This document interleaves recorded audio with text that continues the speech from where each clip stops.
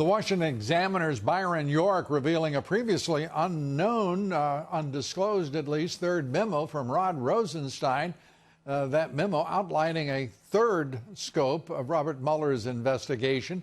It's dated October 20th, 2017, several months after the former special counsel's appointment. As of now, its contents are still secret, but York says its existence proves a major point. We know in the end Mueller could not establish that conspiracy or coordination had taken place between Trump and Russia. And what we know is that by October 2017, that's when he was learning that he could not establish this. Joining us tonight, Victoria Toensing, former Deputy Assistant Attorney General for the Criminal Division of the Justice Department. Joe DiGenova, former U.S. Attorney for the District of Columbia, founding partners of the DiGenova and Toensing law firm. Great to have both of you back with us. And let's start with first the Byron York's reporting on a third scope memo. Your reaction, Victoria? Well, the first memo was illegal because it didn't name a crime. All it named was a counterintelligence investigation. So I don't know what they were going to do except go downhill from there. It appears, according to Byron, that it has something to do with not Carter Page, but Roger Stone. Those were all process crimes. I mean, it's like they couldn't get the real crime, so they're going to go out and question people and find any little difference in what they said, and then go indict them for that, so that they can say that they had indictments. And your thoughts, Joe? This all points inevitably back to the beginning of this investigation with the illegitimate setting up by Rod Rosenstein. When history of this scandal is written, one person will be blamed and should be blamed for the entire wasting of 2 years of President Trump's presidency.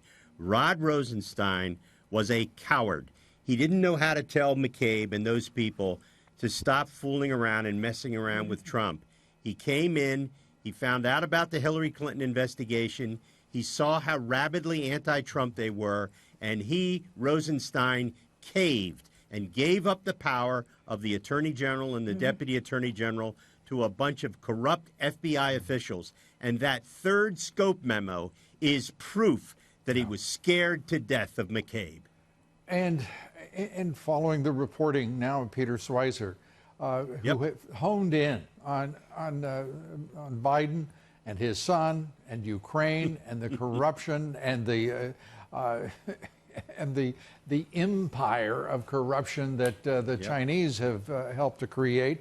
Your thoughts about, actually we saw a couple of left-wing national media outlets, Victoria, actually report on this. I was stunned. How about you? Oh, no, and I wasn't that stunned, Lou, because what happens in this town is a media like ABC will take care of a Politico that they're friendly with. So they put out, there's a really, really bad story, so they're going to put out 2 or 3 bad facts and bury the really bad facts. Let me tell you the background of this Biden situation. Okay, but very quickly, please, Victoria. Hunter Biden was kicked out of the Naval Academy for cocaine use. Right. And it was shortly after that his father got him on Burisma in the Ukraine when he didn't, because Joe Biden was in charge of Ukraine for President Obama, when he didn't know squat about energy or about Ukraine, and he was also not only a cocaine addict, but a prostitute addict. So, and the worst thing about this is that Biden threatened the president of Ukraine, if you don't fire the prosecutor general who was now investigating his son, you won't get a $1 billion loan guarantee. And the denouement is that the U.S. ambassador helped bury the case after the prosecutor was fired. And this level of corruption, you were dismissive of this, a couple of outlets in the left-wing media. But this is becoming a real problem, is it not, Joe, for Joe Biden? I think Joe Biden is dead. I think his campaign is going to go on, but it's going to be a mess, not only because of Joe Biden's physical incapacity and his inability to function at a high level, but because he simply can't get away from the obviousness of it. And here's what's fascinating, Lou. You have an obvious pay-to-play with the vice president and his son. Right. Wherever Hunter Biden is on a plane with the vice president, he gets a business deal when they leave the country. That is called corruption. So where were Andrew McCabe and James Comey and Loretta Lynch and Sally Yates and all their brilliant investors and Andrew Weissman? The fact is, they were Democrats.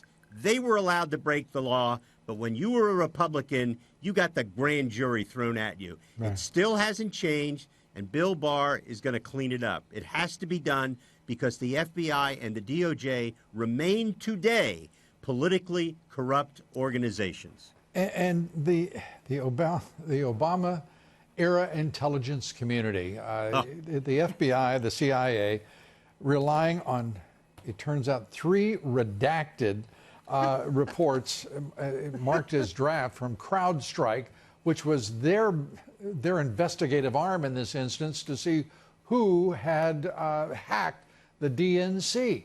I mean, this stuff gets worse by the day. Let's really look at that, Lou, because remember the Obama's talking points? 17 intelligence agencies have confirmed that this is a Russian hacking job. No, only 2 had. The mapping organization doesn't quite do that kind of work. Only 2. And guess what 2 they were? The CIA and the FBI, led by the co-conspirators, Comey and Brennan. Mike Rogers from the NSA didn't even go along with it. And think about this. I mean, as a former prosecutor and investigator, the FBI relies on technical information from a third party that draft, redacted, and the third party is as an ally of a political opponent of Trump. I mean, for goodness sake. It gets worse and worse, without question. Victoria Toensing, thanks so much. We appreciate it. Joe DiGenova. You know I had to do that. Joe DiGenova. It's like old times. It is like old times. This time I will get to buy dinner. Appreciate it, guys. Okay. Good to see you. Thanks so much. And welcome back. I hope you had a great vacation.